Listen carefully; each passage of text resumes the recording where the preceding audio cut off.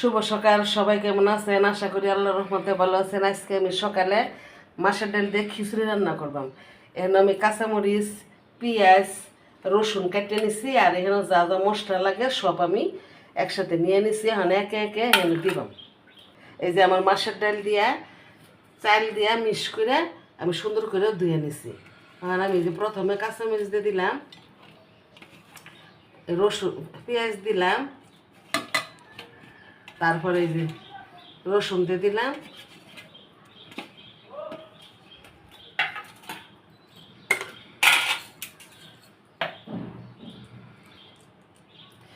কিছু গোলমরিচ আর এলাচি দিয়ে দিলাম, দুইটা দারচিনি দিলাম, আমি একটু সামান্য দারচিনি এলাচির গুঁড়া দিয়ে দিলাম, এনে দিলাম মরিচের গুঁড়া, দিলাম একটু হলুদের গুঁড়া, তারপরে দিলাম ধনিয়ার গুঁড়া। এখন আমি দিয়ে দিলাম পরিমাণ মতো তেল, আর দিলাম 3টা তেজপাতা। এখন আমি সুন্দর করে হাতে মাখাই নেব।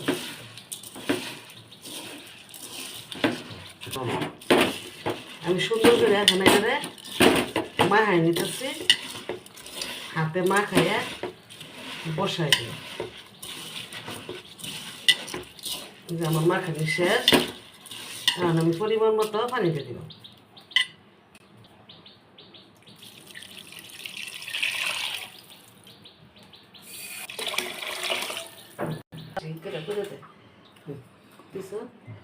আমার মাহায়া আমি সুন্দর করে পানি,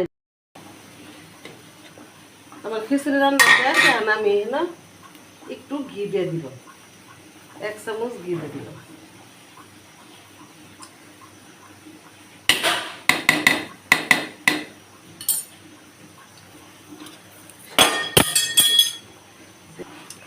আমার খিচুড়ির কালারটা অনেক সুন্দর হয়েছে, খেতে অনেক মজা হইব। এই যে আমি না খিচুড়িটা লাড়াচাড়া দিয়া নামাই নেব, রান্না শেষ। আমি এখানে 4টা ডিম নিছি, আর এখানে কাঁচামরিচ আর পেঁয়াজ পইলে নিছি। এখন আমি দিতে বাজা করবো। মরিচটি দিয়ে দিলাম, পেঁয়াজ,